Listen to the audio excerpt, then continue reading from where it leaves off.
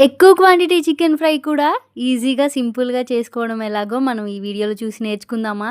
అది మరియు తెలంగాణ స్టైల్‌లో. మరి లేట్ ఎందుకు రెసిపీలోకి వెళ్ళిపోదామా? ఇది 1½ కేజీ చికెను. దానికోసం ఒక పెద్ద కడాయి పెట్టేసుకొని అందులో 6 స్పూన్ల దాకా మనము ఆయిల్‌ని వేసుకోవాలి. తరువాత మనం నీట్‌గా క్లీన్ చేసి పెట్టుకున్న చికెన్‌ని వేసేసుకోవాలి. ఈ చికెన్ ఫ్రైని వంట రాని వాళ్ళు కూడా ఈజీగా చేసేయొచ్చు ఒక్కసారి చూసేసి.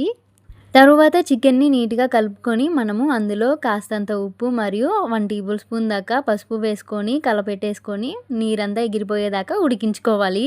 అలా ఒక 15-20 నిమిషాలు ఉడికించుకున్నాక మనం అందులో పొడుగ్గా కట్ చేసుకున్న ఉల్లిపాయ మరియు పచ్చిమిర్చిని వేసుకొని మరలా కలుపుకోవాలి.